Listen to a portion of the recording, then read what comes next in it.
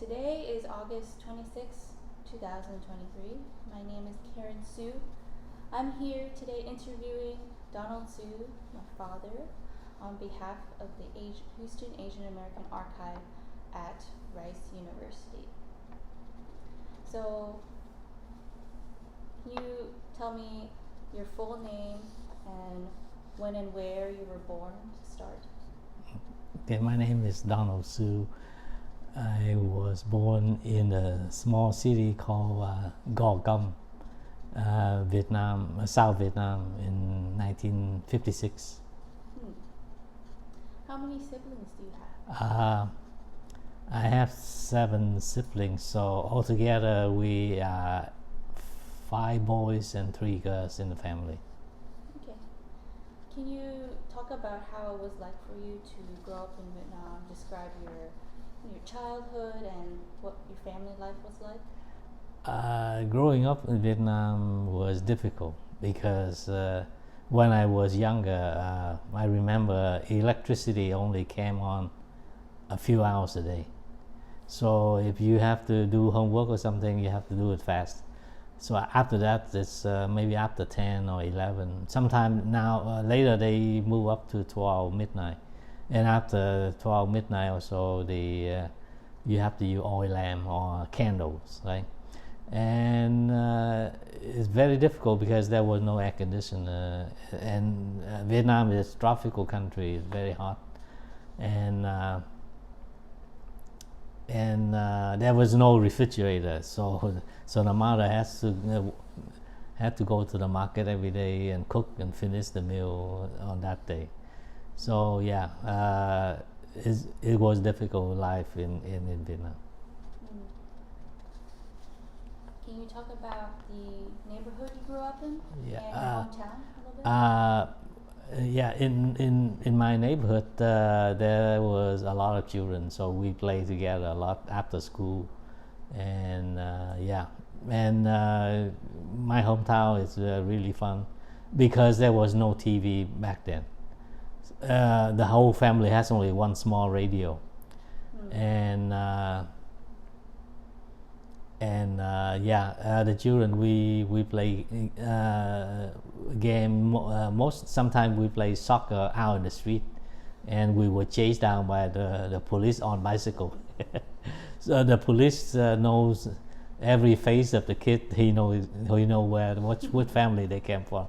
So the police come to every house and complain the children cannot play soccer on the street. Because there was no very electronics not there yet, so there was no TV, and the only entertainment is to interact. Unlike now, kids this day spend too much time alone with the device, and that's a lot of disconnect with humanity. So I guess it has good things and maybe not good things. Anyway, time will tell if that will have a long-lasting effect.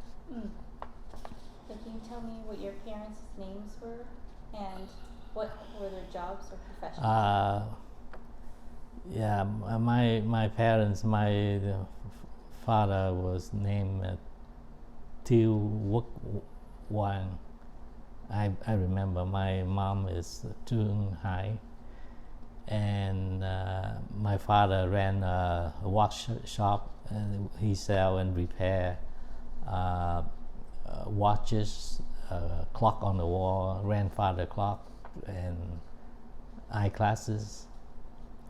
And he owned his own shop, and my mother is a housekeeper, is housewife, and she managed to raise. They together managed to raise 8 kids, and there's a lot of hard work. Were there any values that your parents emphasized when you were growing up? Yeah. My family, like especially my mother, my father, wants everyone to have a good education, because My father only has high school education, and my mother only had elementary school education. So they want all of us to have a higher education. Mm-hmm. Did you grow up celebrating Vietnamese and or Chinese holidays and traditions? Yeah, so the Vietnamese was heavily influenced by the Chinese for almost 1,000 years. So most of Vietnamese holidays and tradition follow the Chinese, and yeah, that was a lot of fun, especially the New Year. You get money. You receive money in the red envelope, and you get to eat something that the whole year you couldn't eat because you couldn't afford it, because the allowance is so small, and you don't have enough money to eat the stuff that you want to. Do you know if there were any effects of French colonialism in Vietnam on the family? Yeah, France brought good things and bad things to the colonies. They oppressed the people. They took resources from the country. But the one good thing the French did why they occupied for 100 years was they invented Vietnamese language. The language that used alphabet that you see now, invented by the French, for the religious people from France. So the religion came first to Vietnam, and they initially was opposed by the king, the emperor of Vietnam, but later they used force to influence, to bring their troop over. So the Vietnamese language was invented by the French, which is a good thing. Did you grow up feeling any effects of French colonialism? Or French Yeah, so again, because French recognized that before alphabets, the modern language, Vietnamese language, the people had to struggle to learn Vietnamese language in Chinese character, which is not easy. Chinese is a very difficult language to learn. So this is so in a way, France did a lot more influence, help Vietnam into the modern life as we see now. Do you have a favorite childhood memory? Yes. Like I mentioned earlier, the most favorite is the Chinese New Year. That's where we get money. We dress in new clothes, and we get to have a lot of money in the pocket, and I save some and spend some, and we have a chance to travel to a capital city in Saigon to watch a movie, to eat fancy food. So that's a good childhood memory. That sounds nice. Yeah. Can you take me back to your early education in elementary school, middle school? What schools did you attend, and were there any teachers or experiences during early schooling that inspired you, whether academically or non-academically? So, Vietnam was, by the time I'm growing up, the Vietnam War was at its full-blown Vietnam War, and in 1967, 1968, there was over 500,000 GI in Vietnam. So, the country implemented mandatory trap for anyone become 18. So initially I was studying at the Chinese school, elementary school, but since Chinese school doesn't give you the credential to move up, so my family decided to have me study in a traditional Vietnamese school. So if in Vietnam, if you keep advancing in education, and then you successfully pass the exam, the high school exam, and then successfully pass the college or university entrance exam, then you are exempted from military. So was a push for the male. Female is not mandatory, but for the male, it's if someone failed the high school test or drop out, then he has no choice but to get drafted. And then in the Vietnamese army, the chance of getting injured or killed is more likely. What grade did you attend school until? Okay, so I finished only 11th grade when we have to evacuate in 1975. So I never had a chance to graduate high school. Okay. Were your parents supportive of your interests early in life, and did they ever push you to pursue certain interests? My family just simply want everyone to go as far as he or she can, but there was no push into any particular interest, just to get the general education. Can you describe what it was like to grow up in the middle of the Vietnam War, and can you recall what hardships and struggles you experienced? Growing up in Vietnam is very tough, and let's look at one event like Tet offenses in 1968. This is during the Chinese New Year, Lunar New Year, and there was the North or the Viet Cong, the northern troops, selling the city with rocket and mortar, and there was cell exploded near our house, with really never heard that kind of explosion before. Many times more powerful than a firecracker. So so all the kids had to crawl under the bed, and we even have some sandbag in front of the bed, so for protection. Yeah, it was very difficult. We almost get killed in that kind of a struggle, especially in 1968.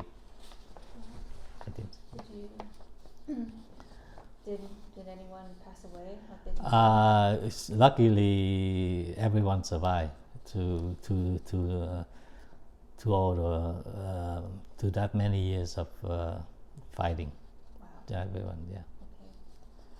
How did the Vietnam War impact your family, friends, your neighborhood? So some people has to be trapped, has no choice but to join into the army, and luckily I was not at that age, so I was not involved in the military. And the neighborhood, the whole community, everyone's affected by the war, little or a lot. Depends on the situation. Can you talk more specifically about effects that you felt, like whether that's like, you had to end your education a little early, were there any food shortages, medicine shortages?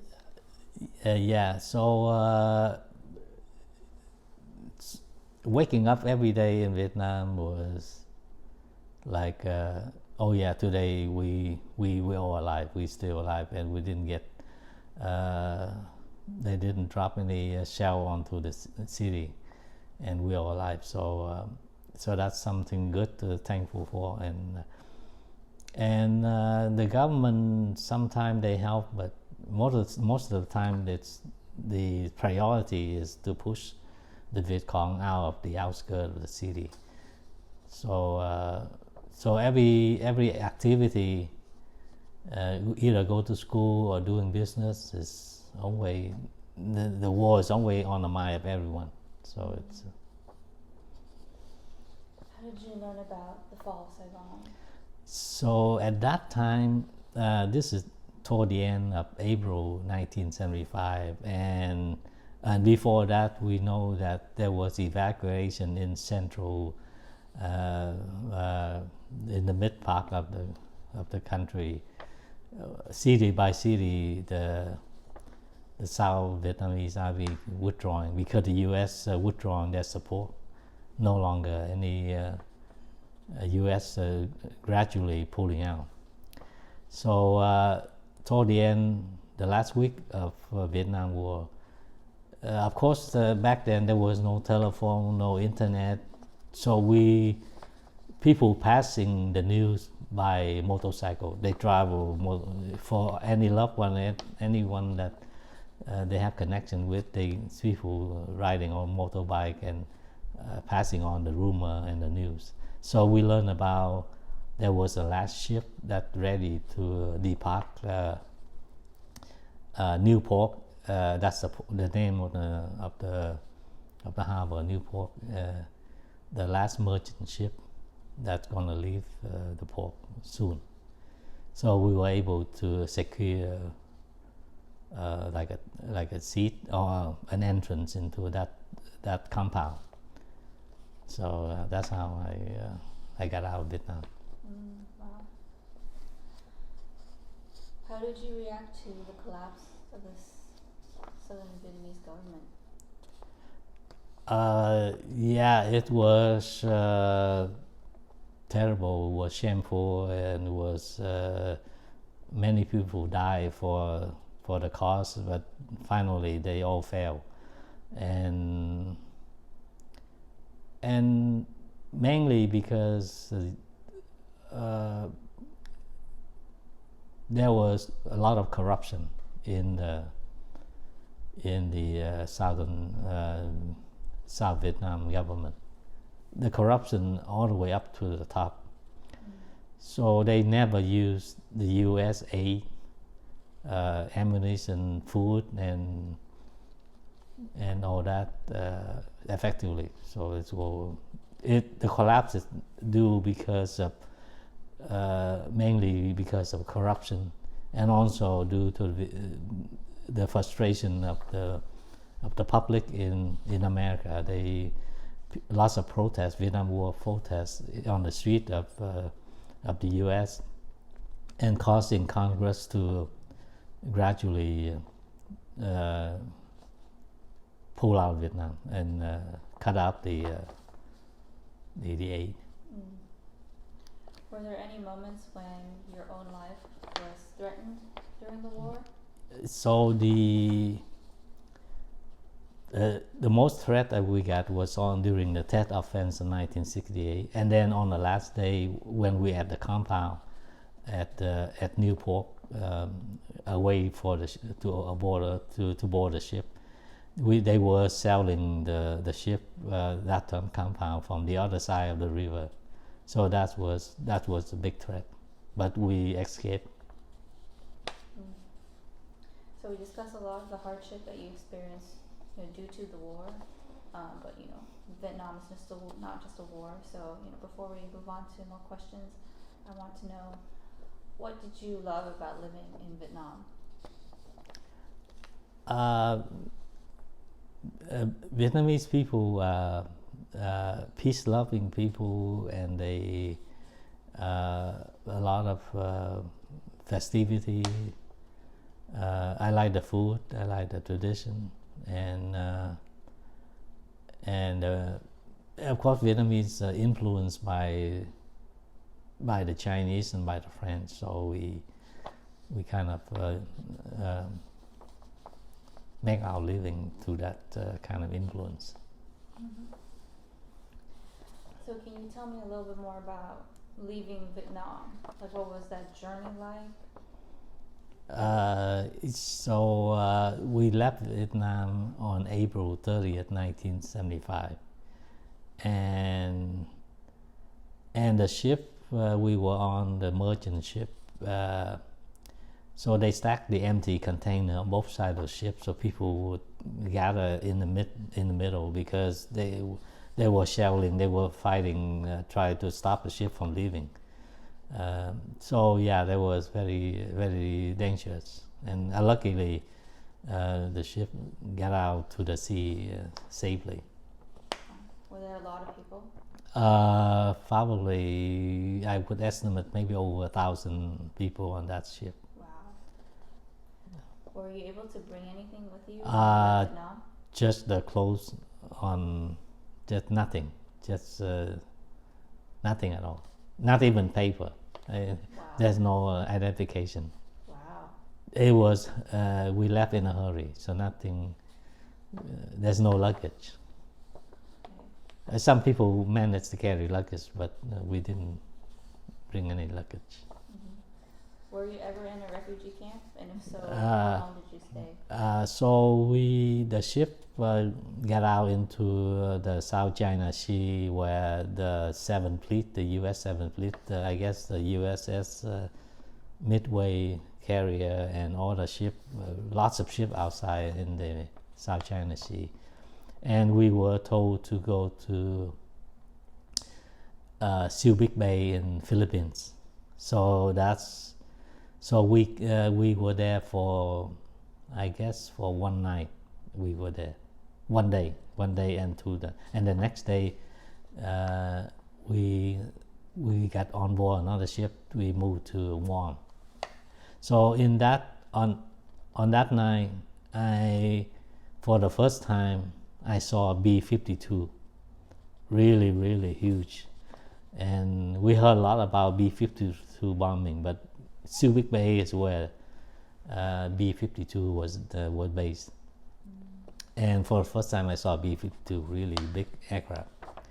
And then the next morning, we moved to Guam, where we stayed there for maybe more than 3 months in Guam. How was it like being there for 3 months? Guam is very hot. We live in a tent, and it was very hot, and we were able to manage to live there for over 3 months. And of course, the U.S. supply food and medicine to help the people there. Can you tell me the story of hearing the song White Christmas? Okay, so before the U.S. pulled out of Vietnam, all of the U.S. personnel, military and civilian, were told that there will be a song White Christmas play on the radio. Whenever they hear this song, whenever they heard this song, it's time to pack up and leave immediately. And that is a code song that signal the abandon. So yeah, the song was playing on the radio, and that was people knew that the end is near. The end was near. Wow. So you knew that it was time to go. Yet there was time to evacuate. Wow. So there was especially people who held high-ranking office. They were most afraid of, because they were the one that had to leave as quickly as possible. I've heard story that they commit suicide by grenade or by handguns, or heard story that the whole family commit suicide by hand grenade. So a lot of high-ranking officers kill themselves because they don't want to be tortured by the North. So when did you move to the U.S. and where did you first migrate to? So from Guam, we were blown to California, and we was they have the U.S. Marine base Camp Pendleton. They set up base there to house the refugee. So we stayed there for maybe 1 or 2 months. And people, while staging there, we have to seek sponsorship. So at that time, the U.S. has a policy to allow credit for every refugee that the U.S. citizen sponsor, tax credit. So we were sponsored by a Chinese American. They own a restaurant there, so they sponsor both of us, me and my brother. So by the way, only 2 of us left Vietnam, just me and my older brother. So that's how we got sponsored out of the Camp Pendleton in California. What were some challenges that you faced when adjusting to life in the U.S.? The most challenge was the language.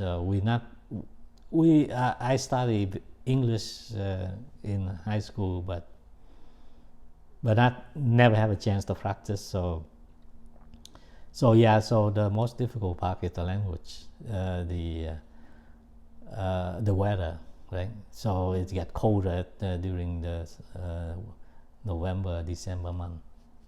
So it never get used to the cold. And also, I never get used to drinking cold milk, because in Vietnam, we always drank hot milk, not cold milk. So cold milk is something new. Did you face any discrimination when arriving in the U.S.? Oh yes, we face that too, and we try not to engage with those people. We try to avoid any discrimination. So we try to live through that and make adjustment. Was there anything in particular, like any discrimination that stands out? Not really. I heard story of other part of the country, the discrimination really a lot, but in California I found it more tolerate. So I didn't have any difficulty. Okay. Did you experience any cultural shock? So the language is English is the barrier. So that's what I realized, and I had to quickly get through that. And language is the biggest barrier. Okay. Were you able to find a solid Vietnamese American community when you arrived in the U.S.? It's the community is in Los Angeles, Chinatown, or the nearby city like Monterey Park, just outside Los Angeles. So just a small community. There was no big, because 1975 it's when Vietnamese people just arriving, so they have not have any solid place to, just not now like Orange County or San Diego or Houston, Texas, but just people scatter all over the country. They don't not getting together yet in 1975. Okay, we go to the next page. Okay. So, was the U.S. everything you expected or not? How was it any different from media that you saw, like movies, TV, or other sources of information portrayed prior to your arrival? So when I first landed in California, and the bus took us from the airport to Camp Pendleton, I was surprised that the U.S. was so modern. The freeway was so big and many big cars, and there was oranges on both sides of the highway, and just very neatly grown, and the country looks modern, and I really just exactly what I saw on the movie, in the news. Were there any important people that helped you a lot during your early journey in the US as a new immigrant? Yeah, so my sponsor helped us to adjust to the daily life, and so that's really helpful in the beginning. Mm-hmm. What do you love about living in the US? So the U.S. Of course, there was no war, right? No shelling into the city, so that's a good thing. Yeah, and also U.S. offer opportunity to grow in terms of education, in terms of career. Mm. Your first job when you were 18 was an electronic assembler. How did you get this position? So I was looking for a job and look at so at that time there's two ways to look for a job. First is look at the Sunday paper, right, to look for job advertisement, or to go to the local employment office. So that's how I did to go to the local employment office to look up the bulletin boards where they post a job opening. So that's how I got this position. Mm. Had it not been because of the fall Saigon, would your father or your family have chosen to come to the U.S. or would you have chosen to come to the U.S. on your own? Did you ever imagine what your life would be like if you had not come to the U.S.? So back in Vietnam, to go abroad, like Europe or even America, to study, that's the dream for most people. Dream, but it's not easy. It's not easy, and it's a lot of corruption. You have to, not only you're a good student, but you gotta have money to buy your way to move outside the country. So that's a dream. So but if I stay there, then life would take a bad turn. So that's the reason why I always want to get out of the country, and that's I guess that's the same thing goes to a lot of people. Yeah, I asked mommy a similar question, and she said, maybe I would not survive. Yeah, that's true. Yeah, I would not survive, and the chance of not making it through life, the chance of getting killed very high. Okay, so what colleges did you attend and what years? So I graduated from 2-year college in 1980, I think, and then I went to university and studied for several more years to get the BS and the MS degree. And at the same time, I also held a job, my first job. So I spent about 15 years on the first job. Wow. Throughout this year, so that's how my education go alongside with working. So I work full time and went to school part time to study. Was it difficult for you navigating college as an immigrant? In the early years, yeah, there was difficulty, but later I learned the language better. I was able to fit into the environment, and it got easier as the years went by. You pursued electrical engineering in college. When you first entered college, how sure of you were you of your future career path?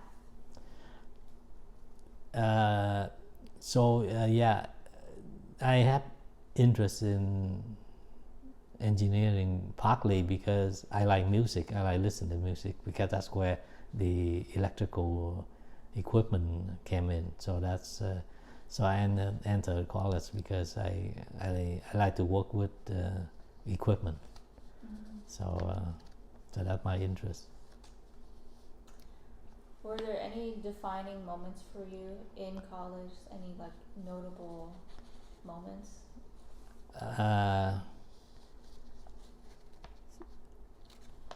So the most significant part was that in the later years in college, I went through 3 straight semester of straight A. So that's how I got my name on the dean list. So that's most significant. Just and then at the end of that, I get my master. Yeah. I've seen those dean's lists. Yeah. The plaques in the house. Yes. Yeah. Yeah. So that's the accomplishment. So it looked like I'm on the way to solve some problem. Did you participate in any clubs, extracurricular, or activities during college? I play tennis mostly tennis in college, and yes, the school have some activity we participate in, and not a whole lot. I spend most of the time at home during the weekend doing hobby work. Okay. Was there anyone you met in school, college, like a friend, mentor, professor, that left impact on you? Yes, I met this one college student. He's from India, and he told me later. I learned that he has 2 master degrees, one in mechanical engineering, one in electrical engineering. So I asked him, you can only have one job, but why did you have? But he said he liked to know both worlds, mechanical and electrical. So that person was impressive. So I still remember him. So you work, long hours while being a college student in various positions. You work in bakery at one point. I know you work as product support engineer. Can you describe how difficult it was for you to balance working and going to college? Yeah. So this is back in the mid '80s, just right about the time of the LA Olympic, 1984, I think. And we had a bakery there in Los Angeles.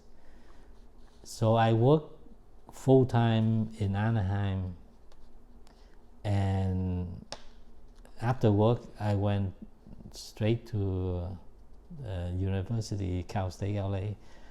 I took 12 units, which is full time. So I was working full time on the job as a production support engineer, and I studied full time. And then after the school, I went straight to the bakery. I spent several hours there until like 11 or 12 midnight.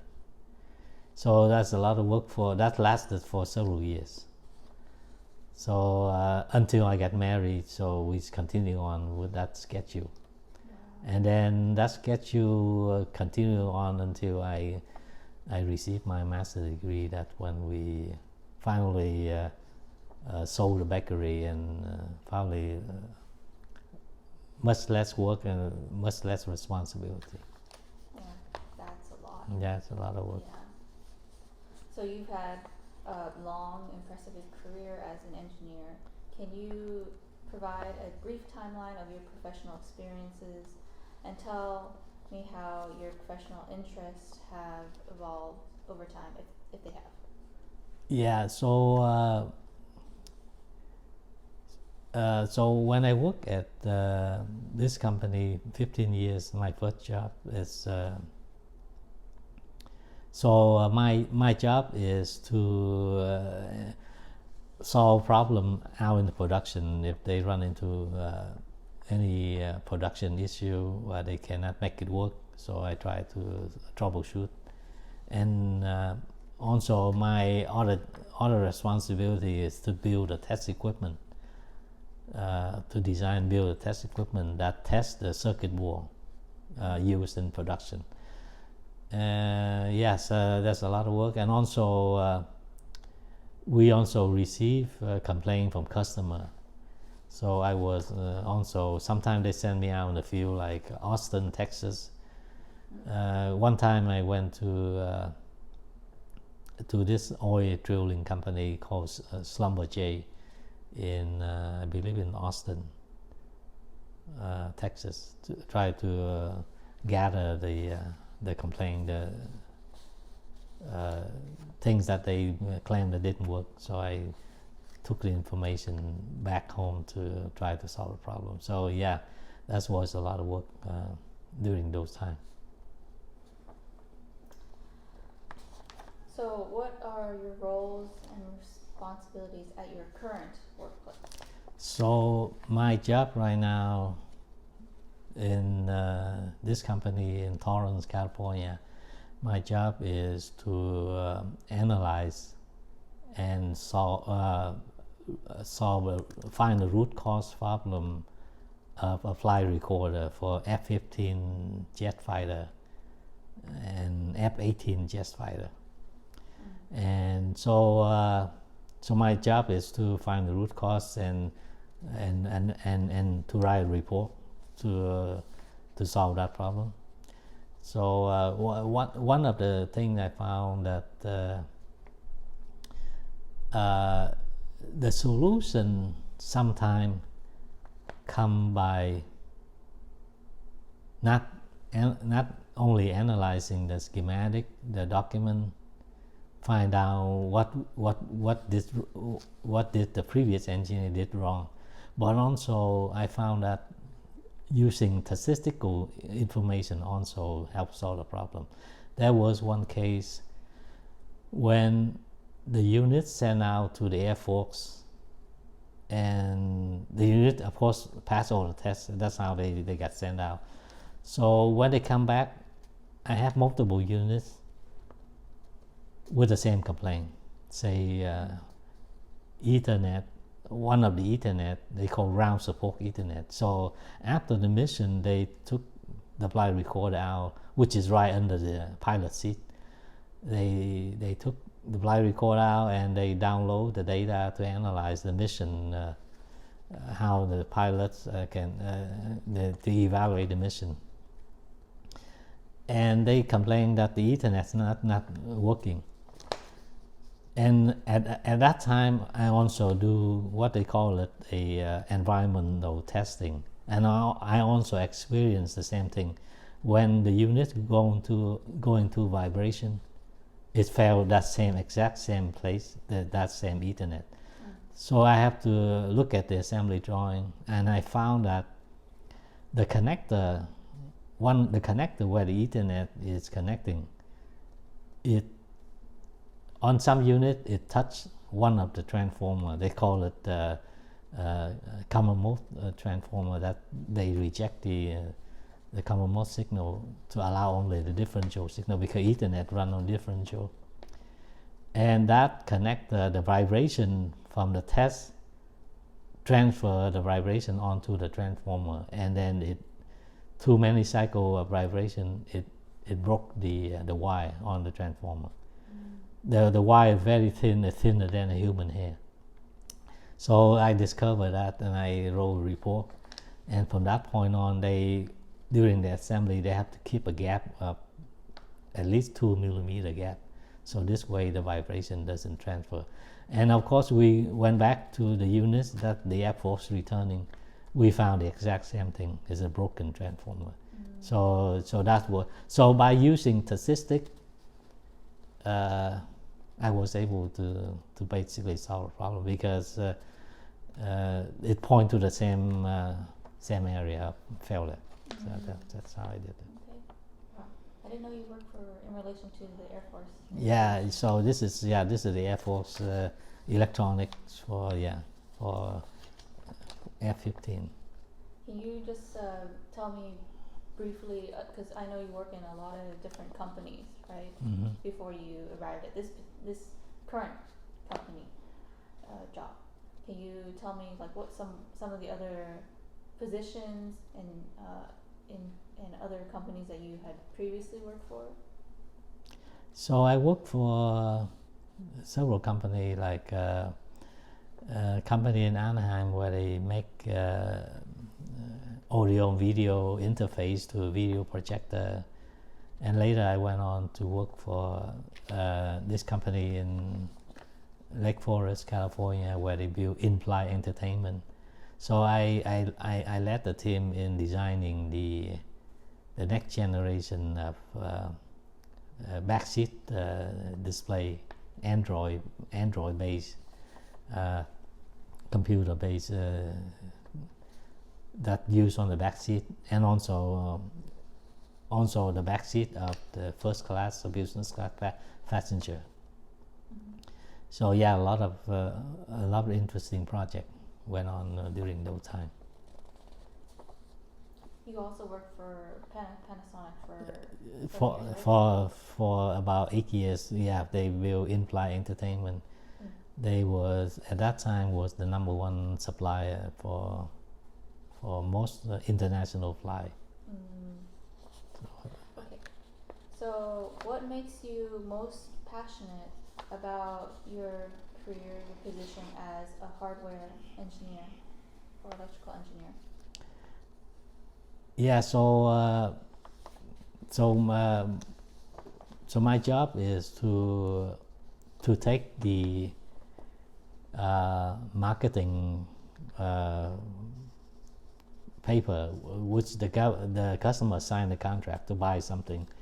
So the marketing paper basically has a set of specification. So my job is to translate those specifications into a product that matching what the customer want at the right price point that they willing to pay. And that's a lot of my job. That's a lot of responsibility, a lot of things to cover. Many technology going into the hardware, like Ethernet, HDMI, DisplayPort, Wi-Fi, Bluetooth. So many technology went into one single board, which is they use in in-flight entertainment. Okay. So to jump down a little bit, what is the most challenging or frustrating part about being a hardware engineer? So this is so the job is you have to communicate with different departments, like project management and software people. They have to write software to run the hardware. We need software, so we have to communicate what you need to them, and especially the project management when they. So every week we receive a list of tasks to do on that week, and they seem not to know exactly how long it takes to complete a task. Just like one of the tasks was DVP, design verification procedure. DVP is a very long document, and we were only given 4 weeks to finish it, but actually my experience, it takes at least 12 weeks to write it up on one person. So I always complain about not giving enough time to do that task, because it ends up to be like a few hundred pages you have to write. Wow. So sometimes you spend the whole day just to finish one page, because you have to perform the test, set up the equipment to verify that part of the technology actually passed the test, comply with the standard, whether it's Wi-Fi, Bluetooth, Ethernet, or something else, or EPLD. So yeah, it's a lot of technology we have to cover, and we have to communicate with different departments, try to get your message across. Okay, so you've received a number of patents. Mhm. Can you talk a little bit about them and perhaps which, if you have particular patents that are your proudest achievements? So in the year was 1998.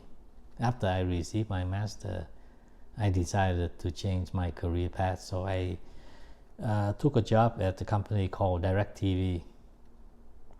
So I worked there in 1998, and until the year 2000, I was asked to.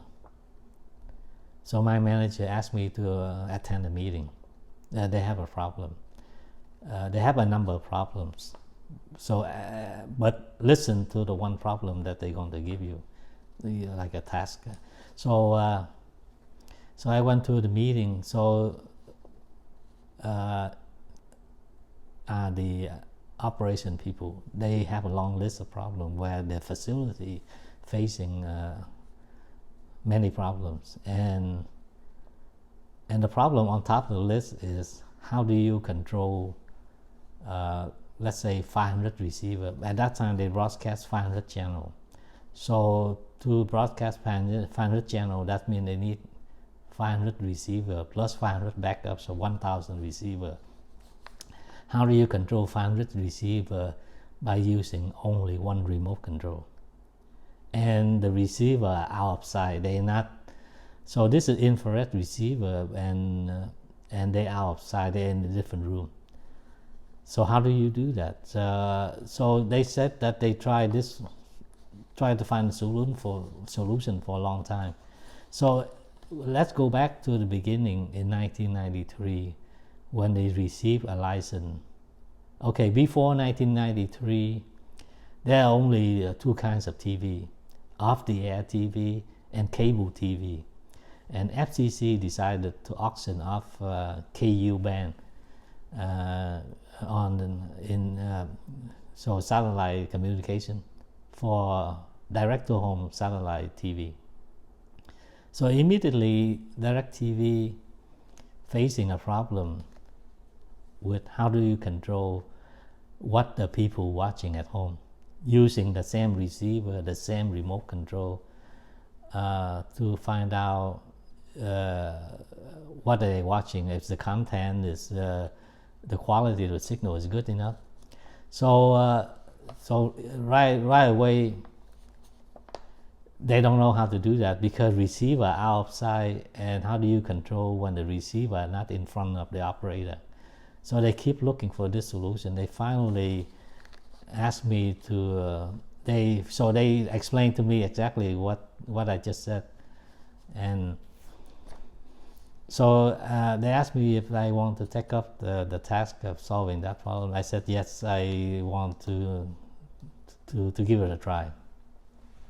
So they gave me 4 weeks and the charge number on a timesheet.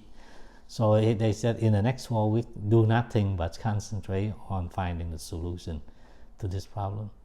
So I went. So I took this problem, I think, very hard. And if you look into infrared technology textbook, the first line in the textbook said, infrared technology is a line of sight communication, meaning that if you don't have the direct line of sight to the receiver, you cannot control it, which is that's a correct statement. So the receiver in this case are outside, they're not in front of the user. So how do you control it? So at some point I thought they was asking for the moon because it's not that simple. So I spent 3 weeks. I was driving home from work to home, from home to work every day, and there was no solution. How do you control it? That's why a lot of engineers gave up on this. So they spent from 1993 until the year 2000. There was no 7 years looking for the solution. They spent 7 years. So how do you control when receiver are outside? But they only use one remote because all the receiver are the same brand. Which some control room use Sony receiver, some control room use RCA receiver, some use Samsung receiver. But they all the same brand. But they only allow one remote to control 500 channels. How do you do that, right? So it's already the end of the third week, so I had to use up 3 of their 4-week allowance. I couldn't find a solution. Finally, on the last day of the third week, when I driving to work and the traffic stopped near LAX, the company is right across from LAX. So before LAX, the traffic stopped, and the idea just flashing through my head. Yes, infrared is a line of sight technology. You cannot control it when they are outside. So what if? So I asked myself the question: what if I convert it to a different format? Will it work? Immediately the answer was yes, it will work, because if I convert it from light, which is infrared is there's a kind of light with a long wavelength. If I convert light into electrical impulses, now in a different format, electrical signal, then I can use a wire to route the wire into the receiver room, where the signal arrive. When the signal arrive at the receiver of interest, then I convert back to infrared, so that will complete the loop. And that was a big discovery. So when I arrived at the office, I immediately, before went into the meeting, I wrote down the note immediately because I'm afraid I'm going to forget it. So the solution came. So I drew a schematic diagram, a plan how to solve the problem. I submit my plan. They approve the plan. So they approved the plan. They hire a contractor to build a prototype. So a month later, they came back with a prototype. They installed it. The whole system worked the first time they turned it on. Exactly what I anticipated on the design, and the problem solved. So basically, the patent simultaneously solve 4 problems. Number 1, all receiver are outside. Number 2, all receiver are the same make. Number 3, all the receiver are same type. And number 4, you can only use one remote control, original remote. The remote control cannot be modified in any way. It has to use a native format, which is infrared format. So I accomplished all 4 solutions in one idea. And so I decided to write it up, because I know that this solution is not available, because they spent many years to look for the solution. They even hire a remote control company in as a consultant to solve the problem. They also gave up. So I wrote a paper called Patent Disclosure. That I disclose exactly in detail how it works, and we submitted. That's how I got my first patent in 2007. Back then, it took 7 years to qualify for a patent, because there was a long backlog in patent application. They didn't have enough patent examiner to examine the application. So it took 7 years to get the first patent. So when I discovered the solution, I discovered 2 ways of solving the same problem. One is electromechanical, which is it's good to control 20 receiver or less. The second solution is much bigger. It can control hundreds of receiver. It can control 1,000 receivers. So the only limitation is a device called demultiplexer. Demultiplexer is different from multiplexer. It's the opposite of multiplexer. Multiplexer is basically data selector, which is multiple input and one output. You select which one of the input you want by the selection bits on the control line. So demultiplexer is the opposite. So the input, there's only one input, but you have multiple output. In this case, hundreds of output. So it controls, let's say if you have 8 outputs, it requires 3 bits to control 8 output. So the one input in this case is the infrared signal that I control. So the infrared convert to electrical, the electrical signal feed into the demultiplexer. Then the demultiplexer will route the signal to the correct receiver on the rack to control that receiver. So when I solved the problem, I found 2 different ways of solving the problem. So I was awarded 2 patents for the same idea. So 2007 and 2009, and that's the 2 patents. And the next one was Panasonic. Panasonic, very tough because there's a multiple milestone in the product development. Each milestone is one test we have to pass. So the one milestone we have to pass was called electrostatic discharge, or ESD. ESD is a very tough problem. So this problem actually the responsibility of another engineer. So he spent 3 months trying to solve it, but he couldn't find it. So he tried everything and still didn't work. So when they discharge, they're using electrostatic gun. They discharge on the Android screen. It failed. The system freezes and reboot. Whenever the system reboot, the airline considers that as a failure. It can be momentary frozen and then recover on its own. That is a pass, but it's a reboot, is a failure. So he finally, after 3 months, he finally quit. So I was asked to take over his job. So I spent the first 3 days studying his solution, and he did exactly what's in the textbook said. He did the right thing. He used a transient voltage suppressor on all of the connector on all of the places that he suspected wrong. So he did the right thing, but still didn't work. And I tested his solution. Yes, it doesn't work. So at that time I said I have to try out something new, because nothing worked. Conventional solution didn't work. So it looked like this one required proprietary knowledge. So I need to develop a new technique. So I went back in history. I found that Michael Faraday, which is in the 1800s, he discovered a technique called the Faraday cage.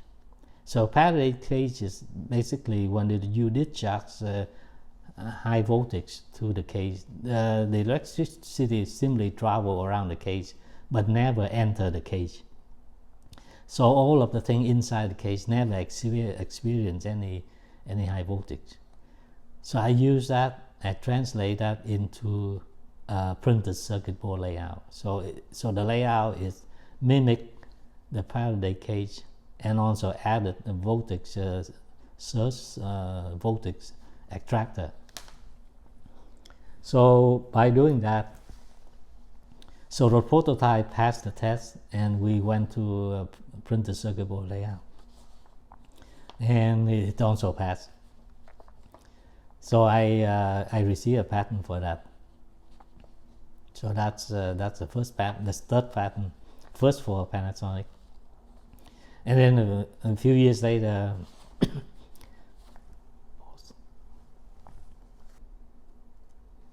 Okay, please continue. so the first patent for Panasonic was 2018. And 2 years later, I received a second patent. This time is ESD and EMI solution for the connector. Because every electronic device have at least one connector. And sometimes the system passes on its own, but as soon as you connect the system to a long cable, in this case is the airline, they use 3-meter cable. 3 meters is basically about 15 feet. 3 meter, yeah, 3 meter cable. It's a long cable, and as soon as it connected to the cable, it failed the test. So I discovered that it fell right at the connector. So I decided to come up with a solution for the connector. So that's the second patent. So let's move faster here. And so that's in the year 2020. I received a patent for that. That's when the COVID pandemic hit. So the airline stopped the payment. So so the airline stopped payment. The company was panicked. They didn't have the money to pay for the people, so they decided a massive layoff. So I was one of the person on the list got laid off. So I got received severance pay and a lot of unused vacation. So I got a lot of money for that. So in the old day, there was an old saying that in a crisis one can find an opportunity. So losing a job was a crisis, but I found opportunity because I was sitting at the computer.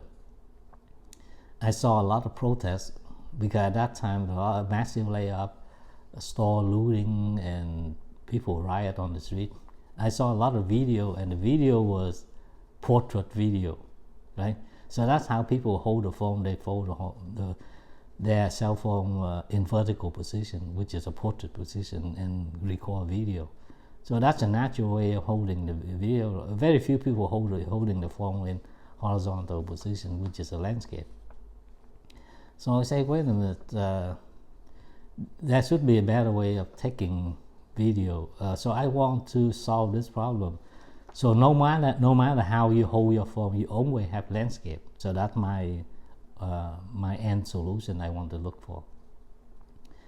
So I said, let's say if I want landscape in either portrait position or landscape position, how can I do that, right? So I found that one of the camera has to be turned in landscape mode when the phone is in portrait position. So the solution was to require two cameras. One is mounted 90 degrees with respect to the second one. So that's how the solution came, and I immediately write up a paper to submit to get a patent. So losing a job was a crisis, but I found an opportunity to solve a problem because I had the time to write it up and make drawing. And so in the year, let's see, that 2020, so in the year 2022, I received a patent for landscape technique to capturing landscape video regardless of how you hold your phone. Either you hold your phone in portrait or landscape, it automatically maintains a landscape video. So it's switching back and forth from one camera to the other. And then a year later, I received a second patent for the same solution, but this time for the selfie side of the phone. And yeah, so that's my fifth and my sixth patent. So currently, I have 7 patents pending. After this 6, I have 7 more patents pending. The first one is a continuation of the landscape patent. The second one is for a unified image sensor. So instead of using 2 cameras, this time only one is used. It captures, so one click will capture both landscape and portrait. Or one click capture both landscape and portrait video using only one camera. So it's called unified image sensor. It has both landscape and landscape and portrait image on it. And so that's the second patent pending. The third patent pending was for a smart battery pack. So battery was invented in 1800 right, by a man named Alexander Volta. So the unit voltage was named after him.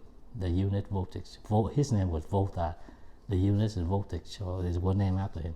So from that point on, over 200 years, the user has to observe polarity when he or she insert the battery into the battery pack. So this invention allows the user to insert the battery in any way he wants. It's always give the exact polarity, the exact voltage, regardless of how the battery is inserted. So it is possible now for a soldier in the field to insert battery in the dark, because up to this point, if the soldier at dark at night and he needs to look for polarity, he needs to turn on the flashlight. And if you're in the battlefield, you turn on the flashlight, you're giving away your position. So so this is called a smart battery pack. It not only allows the user, because if you have one battery, there are two possibilities. If you have two batteries, there are four possibilities of looking in the battery. If you have three, that's 8 possibilities. If you have 4 batteries, that's 16 possibilities. But only 1 in 16 is correct, right? But with this new invention, 16 combinations are all correct, no matter how they insert. So so that's one feature. Another feature is we'll be able to identify, let's say if you have 4 batteries in a device, it will pinpoint which one needs to be replaced. Because sometimes people just empty all 4 batteries and use a fresh new 4 battery in there. Even though it's only 1 battery actually low, the other 3 still good enough. So so it allows users to identify which one needs to be replaced. So that could be environmental friendly. So less waste. And a third feature was allow for battery to be reconfigured on the fly. Let's say, for instance, a computer mouse. Usually when you open a computer mouse, you have only 1 battery. So when that one battery, when it was new, is 1.5 volt. So when it dropped down to 1.2 volt, which is 20% reduction in voltage, the mouse stopped working because 1.2 volt, it doesn't work. So you only use 20% of the battery, you throw away 80% remaining voltage in the trash. So my solution is, instead of 1 battery, the mouse will have 2 batteries. So initially, when you plug the battery into the mouse, you have 2 batteries. Initial configuration is in parallel. So you have 1.5 volt on both sides, on both batteries. So parallel configuration gives you 1.5 volt. So when the combination of 2 parallel batteries drop down to 1.2 volt, it immediately switched to a series configuration. So now you have 1.2 volt in series with 1.2 volt. While the mouse, the device is still working, this one is done on the fly, meaning that without user intervention, the system will switch the configuration without interrupting the operation. So that's the third feature. So that's a third patent pending. The fourth patent pending is the European patent for the cell phone, and then the Chinese patent, the Indian patent, and the Korean patent. So I have 7 patent pending. So that remains to be seen. Wow. So that's all my accomplishment so far. That's amazing. Yeah. So, but I'm still working on a new solution. So, So I told people that all things under the sun, except for living things, are invented. Everything. We are surrounded by invention. Because all things except for naturally grown things like plants, human, animal, everything is invented. and you know the most widely used pattern is not the cell phone. The most widely used pattern is not the flat screen TV, is not the internet. The most widely used pattern is the zipper everyone is wearing. And yet the zipper was invented in the year 1893 by an American mechanical engineer. He invented a lot of things for the railroad at the time. So it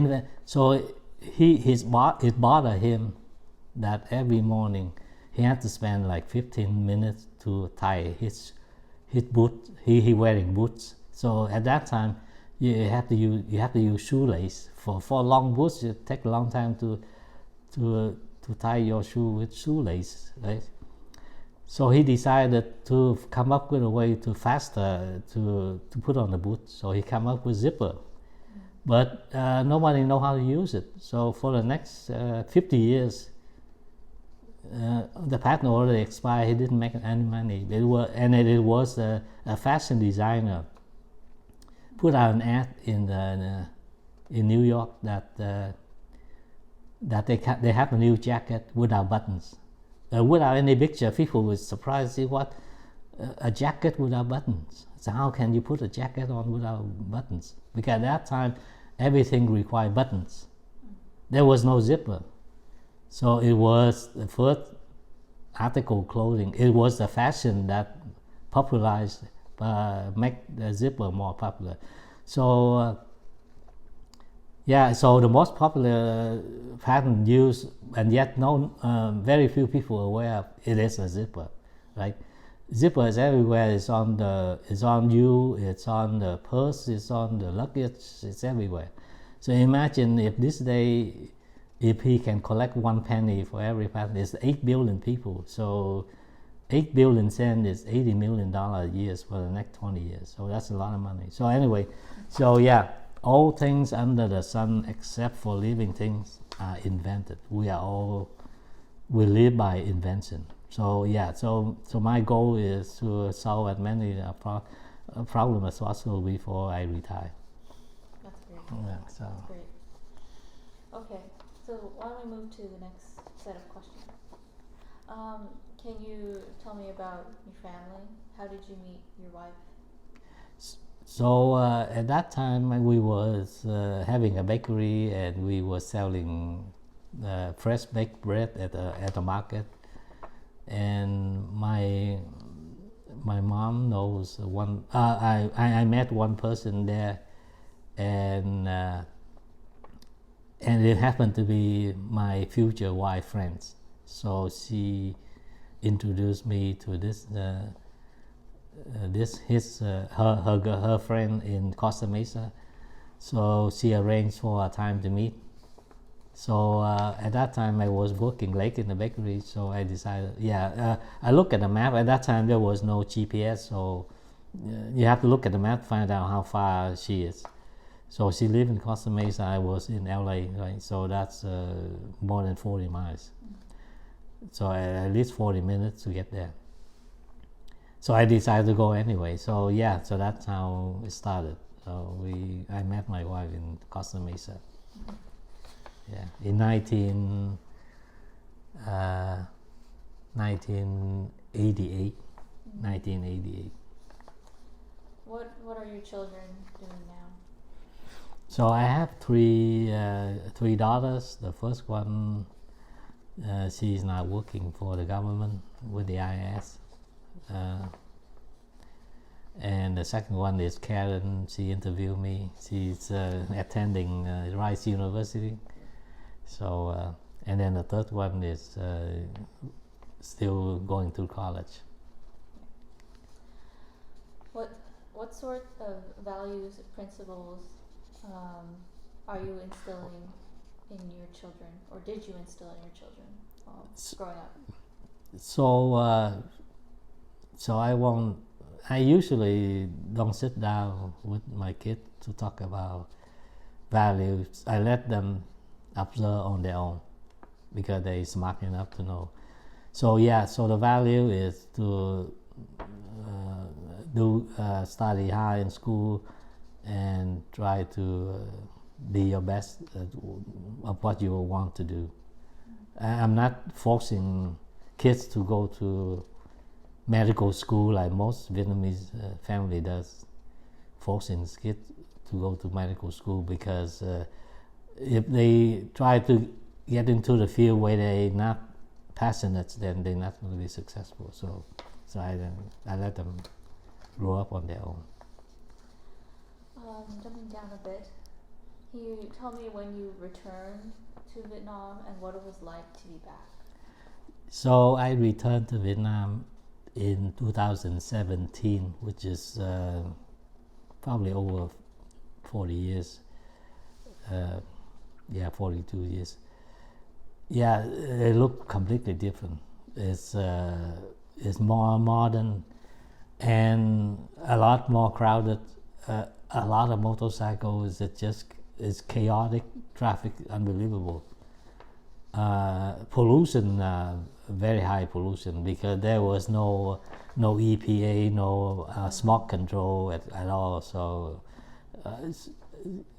most Vietnamese city are very, very exciting city. A lot of people and a lot of changes. And my hometown looked completely different. I don't remember the street I was on.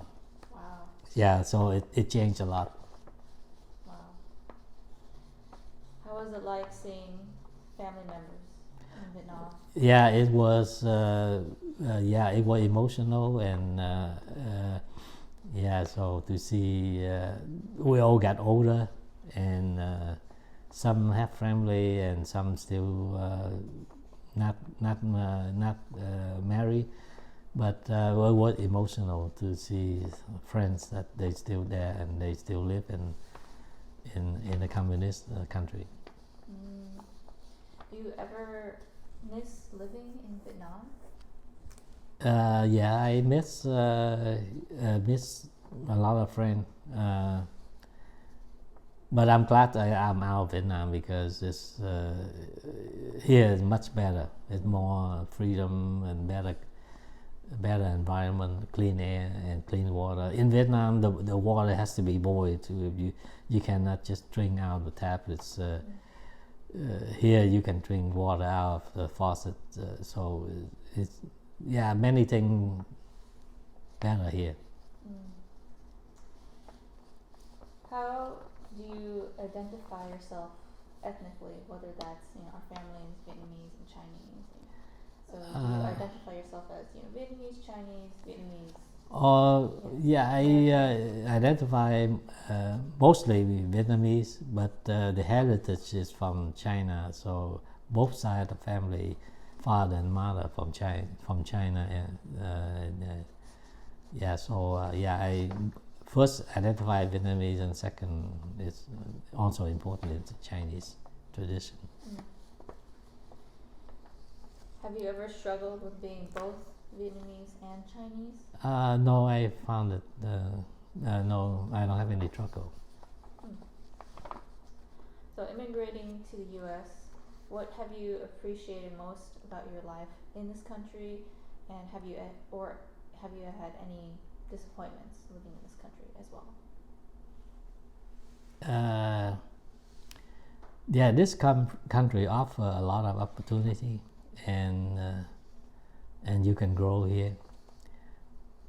But the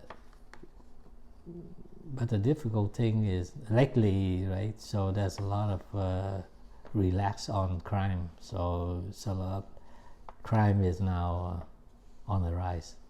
So something has to be done. What do you feel most proud of in your life?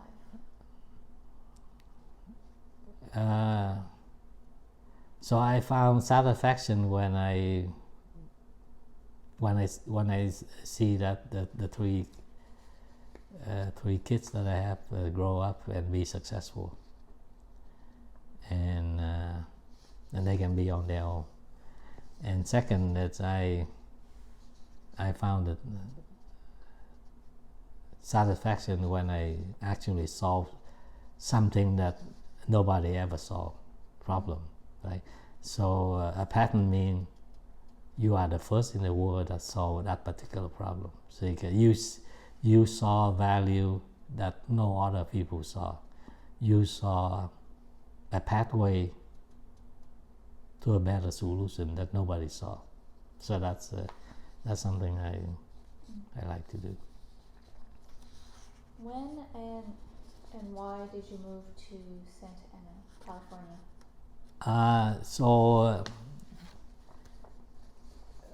In 1998, my wife's younger sister decided to move to Huntington Beach, and the house she lived in was available. She willing to sell, and so we decided to buy her house. So that's how we got to move to Santa Ana. How would you describe the Vietnamese American community in Little Saigon, that's Westminster, California? Yeah, so most people conduct their lives as if they were still in Vietnam. So when you're in Little Saigon, it reminds me of the life I have back in South Vietnam. So yeah, people conduct business, and which is good in a way that you feel more at home in that community.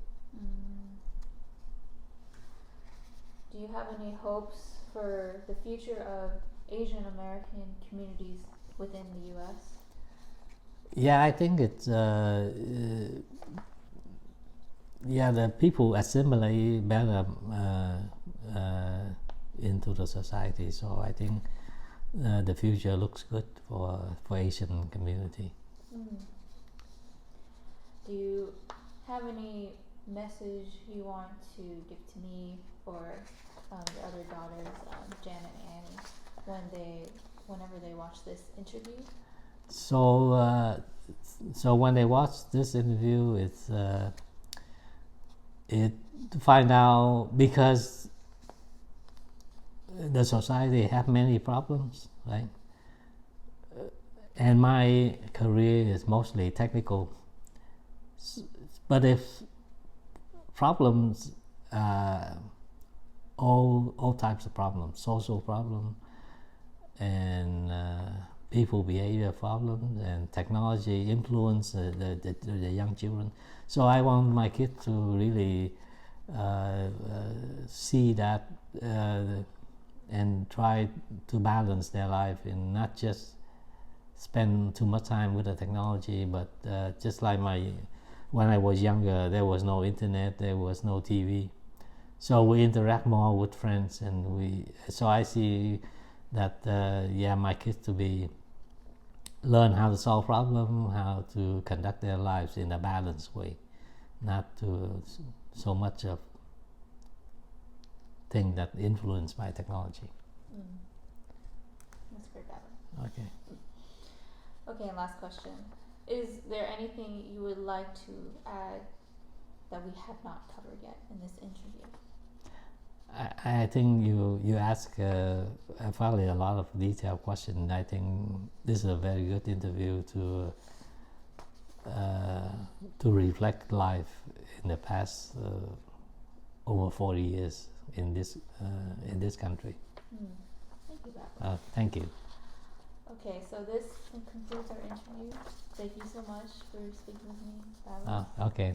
It is a pleasure, as your daughter, to hear your story. Yeah, okay, thank you.